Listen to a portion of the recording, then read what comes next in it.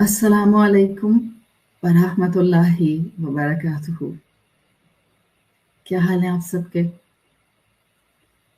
वालेकुम अस्सलाम वरहमतुल्लाहि वबरकातुहू। अल्लाह ताला से दुआ है कि अल्लाह ताला हमें अपनी टूटी फूटी नेकियों की हिफाजत करने वाला बनाए और हमारी आखिरी सांस तक हमें ईमान पर, हक पर और अखलाक रसूल सल्लल्लाहु अलैहि वसल्लम पर कायम रखे। अल्लाह का नाम लेकर हम अपनी आज की क्लास को शुरू करते हैं। या रब्बी लकल हम्दु कमा यंबगी ली जलाली वजहिका व अज़ीम सुल्तानिक। अल्लाहुम्मा रब्बना लकल हम्द बिमा खलक़तना व रज़क़तना व अनक़ज़तना व फ़र्रजता अन्ना। लकल हम्दु बिल ईमान व लकल हम्दु बिल इस्लाम व लकल हम्दु बिल क़ुरआन। अम्मा बाद। अऊज़ु बिल्लाहि मिनश शैतानिर रजीम। बिस्मिल्लाहिर रहमानिर रहीम। रब्बि इश्रह ली सदरी व यस्सिर ली अमरी वहलुल उक़दतम मिन लिसानी यफ़क़हू क़ौली। अल्लाहुम्मा थब्बितना इंदल मौती ला इलाहा इल्लल्लाह। ए हमारे अल्लाह, हमें हमारी मौत पर कलमा ला इलाहा इल्लल्लाह पर साबित कदम रखिए। आमीन या रब्बल आलमीन। सूरत अज़्ज़लज़ला मक्की सूरत है। मुसहफ़ के आखिरी पारे अम्मा पारा में आती है, 30वां पारा। और इस सूरत का थीमेटिक अप्रोच अगर देखा जाए, इस सूरत का मरकज़ी मज़मून अगर देखा जाए तो वो आखिरत की याद के ज़रिए प्रेजेंट में इंसान को अलर्ट करना है। हम इस सूरत की आयत नंबर 7 पिछले कुछ सेशंस से कर रहे हैं। आयत नंबर 7 जिसमें अल्लाह ताला ने एक तरह से इस सूरत का कंक्लूजन दिया है। फमन यअमल मिस्क़ाल ज़र्रतिन खैरन यरा। जो कोई ज़र्रे के बराबर भी अमल खैर वाला करेगा उसको देख लेगा। हमने इस आयत को कई पिछले सेशंस में कवर किया इन डिफरेंट एक्सप्लेनेशंस। मैंने आपको डे 32 कराया था और वहाँ मैंने आपको खैर और शर का मेयार दिया था, बिकॉज खैर का लफ्ज़ आयत में आया है और खैर शर का ऑपोजिट है। तो हमने मेयारुल शर व मेयारुल खैर ये दोनों डे 32 में कवर किए थे। फिर हमने डे 33 में फिलोसॉफिकल डेफिनेशन ऑफ खैर देखा था और मैंने आपको बड़ी तफसील से खैर की डेफिनेशन दी थी, जो जनरली उसकी सुपरफिशियल डेफिनेशन से ज़रा गहराई में उतर के थी। यानी एक तो हम सिंपल खैर कहते हैं ना, एनी गुड डीड, कोई भी नेकी, कोई अच्छाई, कोई भी भलाई का काम, आप उसको खैर कहते हैं। मैंने आपको philosophical definition from the literal point of view of Arabic language खैर की दी थी और मैंने आपको बताया था खैर एक ऐसी शय होती है जिसकी इंसान की रूह में तलब होती है, जिसकी इंसान के जहन में इंक्लिनेशन और रग़बत होती है, जो अगर इंसान को ना मिले तो इंसान की ज़िंदगी अधूरी होती है, जिसको पूरा ना किया जाए या जिस तक इंसान ना आ सके तो आहिस्ता आहिस्ता उस इंसान की ज़िंदगी में वैल्यूएबल काम, वर्थफुल काम कम होने लग जाते हैं। खैर वो चीज़ है जिसमें कामयाबी इंसान के साथ अटैच होने लग जाती है और मैंने आपको इसकी मिसाल दी थी। मैंने आपको एक यू कैन से एग्जाम्पल से समझाया था कि ज़मीन के लिए पानी खैर है।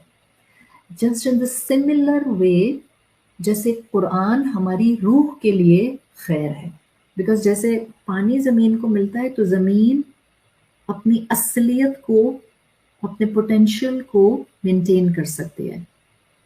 पानी ज़मीन को मिलता है तो ज़मीन फ्लरिश होती है, पानी से ज़मीन फल देती है, पानी ज़मीन की वर्थ को बढ़ा देता है, पानी से ज़मीन का ताल्लुक ना टूटने वाला है। in the same capacity قرآن انسانی روح کے لیے وہی رول پلے کرتا ہے. قرآن انسانی روح کے لیے ایسی خیر ہے جس کی طلب ہمارے اندر رکھی گئی ہے، جس کا انکلینیشن ہمارے فائبر میں موجود ہے، جس کے ساتھ جڑ جانا انسان کی زندگی کا مقصد ہے، جس کے ساتھ اٹیچ ہو کر ہم اپنی لائف ورتھ اور کوالٹی انہینس کر لیتے ہیں، جس کے ساتھ رہنا ہمارا سکون اور ہمارا زندگی اور زندگی کے ساتھ ہر قدم کا ایک ساتھ ہے. تو ہم نے اس اینگل میں فلسافیکل ڈیفینیشن آف خیر دیکھی تھی. پھر جو ہمارا سیشن نمبر 34 تھا اس میں ہم نے خیر خواہی اور عافیت، یعنی جو ہمارا لاسٹ سیشن تھا بیفور رمضان، اس میں ہم نے خیر خواہی اور عافیت کو سمجھنے کی کوشش کی تھی. اور اس کیپیسٹی میں نے آپ کو خیر کی ڈیفینیشن نیکی کے حوالے سے بتائی تھی، اور آپ کو بتایا تھا کہ جب آپ خیر کو دیکھتے ہیں تو خیر اس دنیا میں مختلف شیپس اینڈ فارمز میں نظر آتی ہے. بعض چیزیں انسانوں کو خیر نظر آتی ہیں بیکاز اس میں مطلقاً خیر ہوتا ہے، یو کین سے اس میں ایبسلیوٹ خیر ہوتا ہے، بیکاز وہ چیز جو سب کے لیے اچھی ہے اس کو مطلقاً خیر کہتے ہیں. Every thing is good, like you need a pattern of life جہاں پر آپ کی ساری نیسیسٹیز پوری ہو رہی ہوں، دس از خیر والی زندگی. جہاں پر آپ کو سچ بولنے کا موقع مل رہا ہو، دیٹس دا اینگل آف خیر. تو ایک ہوتا ہے ایبسلیوٹ خیر اور ایک ہوتا ہے ہڈن خیر. ہڈن خیر ایسا ہوتا ہے کہ جو ایسی پاسبلٹی میں ہو سکتا ہے کہ جو دنیاوی لحاظ سے کسی کو خیر نہ لگ رہا ہو، بٹ وہ خیر بہرحال جس کی زندگی میں آ رہا ہو اس کو لانگ ٹرم بینیفٹ دے رہا ہو. ان دا سیم وے اسی کیپیسٹی میں خیر نظر آتا ہے کبھی کبھی کہ ایک چیز ایک کے لیے خیر ہے، دوسرے کے لیے شر ہے.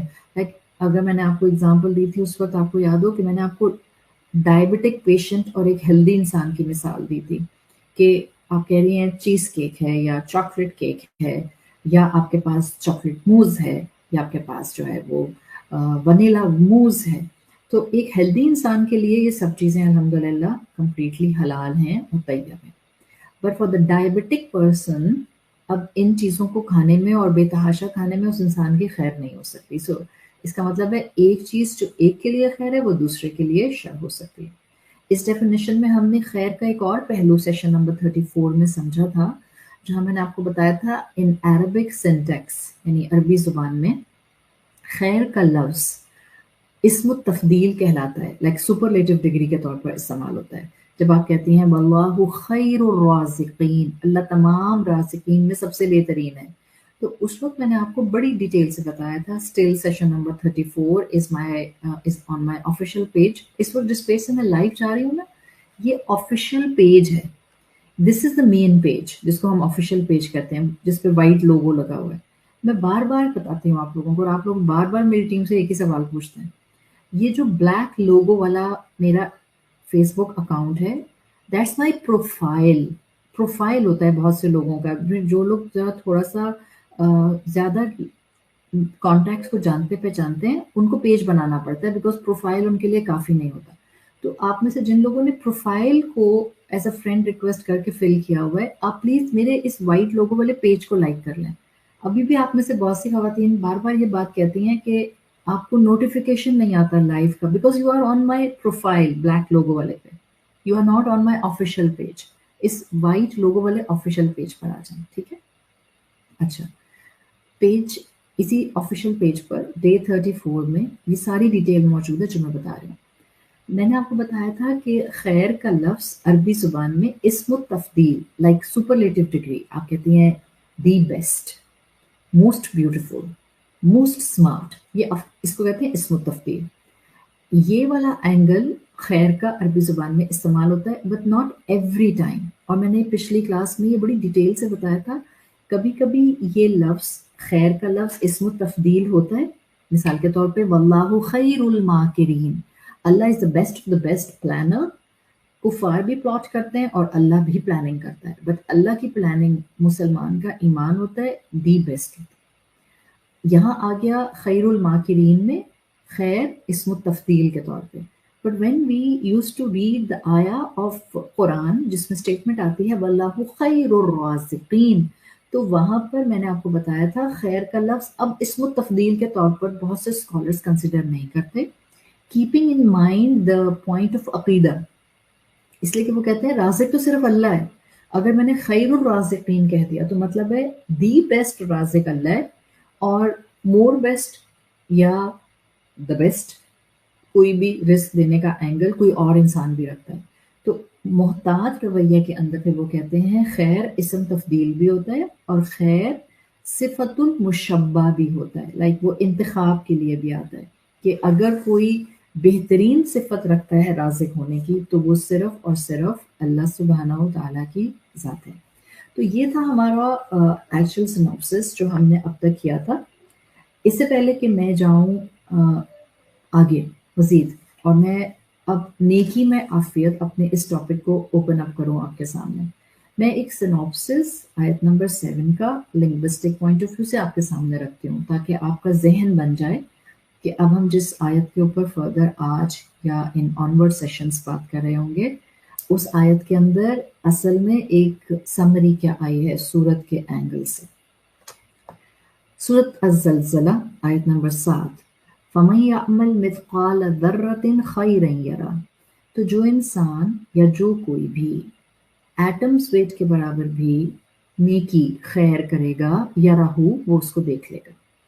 فا من سے شروع ہوتی ہے آیت، تو فا ہے جس کو آپ حرف کہتی ہیں اور یہ بولا جاتا ہے at the discourse of at the in conclusion to any discourse, یہ کسی بھی نتیجے کی جگہ بولا جاتا ہے. فَمَن يَعْمَلْ، تو جو کوئی، یعنی پیچھے جو کانٹیکسٹ چل رہا تھا اس سب کے بعد اچھا تو بات یہ ہے کہ اس طرح سے انداز، یعنی سورت کا ایکچوئل لیسن اس کی 6 آیتوں کے بعد آیت نمبر 7 سے شروع ہو رہا ہے. دس از دا ایسنس ہڈن ان حرف فا. ٹھیک، اچھا پھر ہم آگے بڑھتے ہیں تو ہم دیکھتے ہیں لفظ آتا ہے یعمل. دس یعمل فمن یعمل، یعمل جو ہے یہ یعملو تھا، اس کو یعمل من یعمل میں کنڈیشنل لایا گیا ہے، شرطیہ جملہ بنایا گیا ہے اور شرط بنا کر رہا ہے جو کوئی عمل کرے گا اٹس اے شرط کنڈیشن، اس کا رسپانس کیا ہے یا راہو وہ دیکھ لے گا، یعنی جس نے خیر کیا ہی گونا آبزرو دا خیر. دیٹس اے کنڈیشنل سینٹینس من یعمل، اور اس میں اینڈ پر اس کا رسپانس یا راہو آ رہا ہے، جو نیکی کرے گا وہ ضرور دیکھے گا. یہ انداز آپ کو من یعمل سے ڈیولپ ہوتا ہوا مل رہا ہے.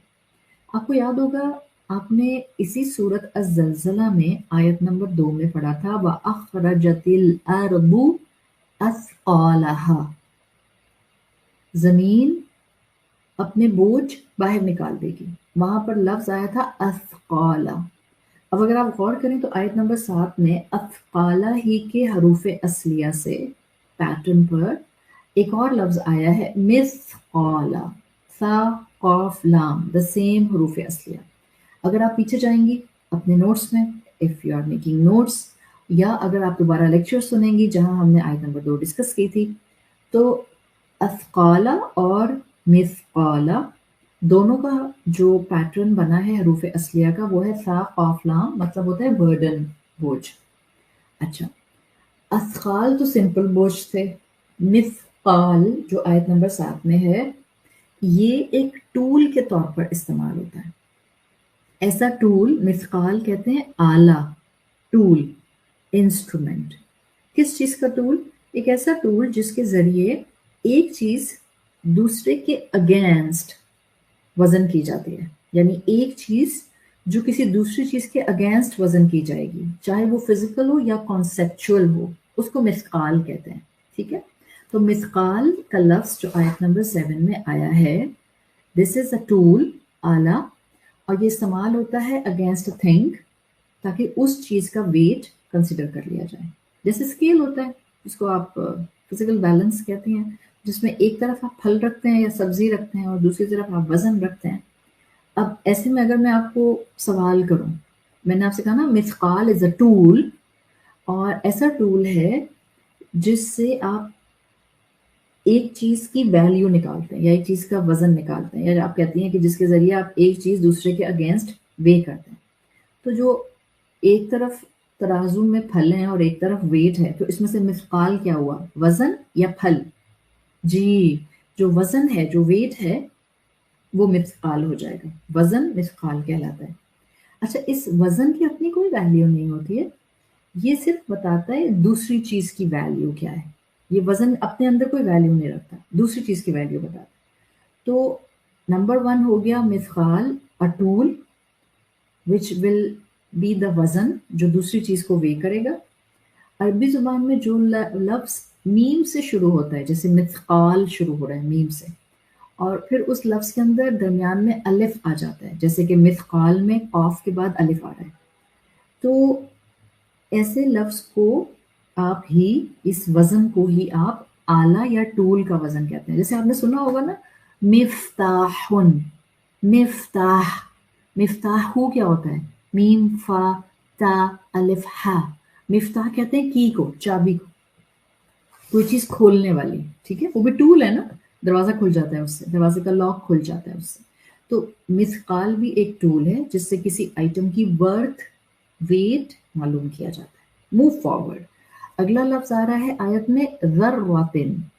ज़र्रा आप उर्दू में भी इस्तेमाल करती हैं, दी माइन्यूटेस्ट आर्टिकल। ज़र्रा अरब इस्तेमाल किया करते थे, the smallest imaginable smallest particle which can be seen through the naked eye, जो भी आंख से बारीक चीज देखी जा सके, या अरब जो चीज इमेजिन कर सकते थे उस इमेजिनेबल चीज को अरब ज़र्रा कहा करते थे। और अरब जो चीज आंख से ऑब्जर्व करते थे और वो स्मॉलेस्ट होती थी, माइन्यूटेस्ट होती थी, वो होती थी एग ऑफ एन आंट, चूंटी का अंडा। तो चूंटी के अंडे को अरब ज़र्रा कहा करते थे। ये ज़र्रा, फमन यअमल मिस्काल ज़र्रतिन, ये ज़र्रा ज़ा की नरमी के साथ अदा किया जाता है। When you will pronounce this ज़ाल, तो आपकी tip of the tongue will come slightly outside from front teeth incisor से। तो अरब कहा करते थे ज़र्रा the egg of an ant को। इसके अलावा ज़र्रा अरब इसको भी कहा करते थे, वो जो सूरज की रोशनी आ रही होती है जिसको सन रेज कहते हैं आप। अभी आपने गौर किया हो, सन रेज जो मॉर्निंग सन रे आती है उसमें अक्सर डस्ट पार्टिकल्स नजर आ रहे होते हैं, तो वो जो सूरज की रोशनी में डस्ट पार्टिकल फ्लोट कर रहे होते हैं, उस एक डस्ट पार्टिकल को भी अरब ज़र्रा कहा करते थे। Now in our times definition, ज़र्रा विल बी एन एटम, और एटम आपको सर की आंख से नजर नहीं आता, you can't see an atom from your naked eye. हाँ, लेकिन ज़र्रा को हम एटम से समझ सकते हैं और a speck of a dust इससे समझ सकते हैं। तो अब जरा समझें ताल्लुक, फमन यअमल मिस्काल ज़र्रतिन, यानी इस आयत में आया है मिस्काल का लफ्ज, वजन मेजर करने का टूल, जो कि ऐसी चीज के साथ लाया गया है ज़र्रा के साथ। किसको मेजर कर रही हैं आप, ज़र्रा को मेजर कर रही हैं। अभी तो हमने रखा था तराजू में एक तरफ फल, दूसरी तरफ वेट। अब हम इस आयत के मुताबिक तराजू में क्या डाल रहे हैं, एक तरफ ज़र्रा और दूसरी तरफ वेट। तो जरा आप अंदाजा करें, कैन यू इमेजिन, आप कुरान की आयत का मुआजिज़ा देखें। आप कह रही है एटम्स वेट को ज़र्रा कहते हैं या एटम को ज़र्रा कहते हैं। क्या एटम वेट को वेट करने के लिए जो वजन होगा वो कितना सोफिस्टिकेटेड होगा, कैन यू इमेजिन। जो सोफिस्टिकेटेड आजकल के स्केल्स, जो आपके डिजिटल स्केल्स आते हैं जिसमें 0.001, आप अक्सर ज्वेलर के पास जाती हैं तो उसके पास ये स्केल आपको नजर आते हैं, a very high point delicate digital calculator और डिजिटल वेइंग स्केल। आप कुरान की आयतें बाज़ इतना सुपरफिशियल पढ़ते हैं कि तर्जुमे पढ़ने के बाद भी हमें रियलाइजेशन नहीं होती कि हमने पढ़ा क्या है, सोचते हुए नहीं कि कहा क्या है अल्लाह रब्बुल इज्जत ने। पता नहीं आप में से कितनों ने इससे पहले इस चीज को ऐसे ऑब्जर्व किया होगा, एक तरफ रखे हैं आपके पास 1 किलो सेब, चले एक सेब, एक पूरा सेब, और दूसरी तरफ रखा है एक वेट 0.5 kg का। या 0.25 kg का, and you are weighing the apple and you are watching it, और आप देख रही हैं कि ये सेब आधा किलो का एक बन रहा है, बड़ा है, या ये सिर्फ 0.25 kg का बन रहा है, और अभी आप सिर्फ ये देख रही हैं. Now imagine in the same scale, according to सूरत अज़्ज़लज़ला आयत नंबर 7, आपके पास स्केल में फल की जगह पर एटम है जिसको आप सर की आंखों से देख नहीं सकती, और दूसरी तरफ उस एटम का वेट मालूम करने का मिथकाल है, वेट है, वो भी आपको नजर नहीं आ रहा.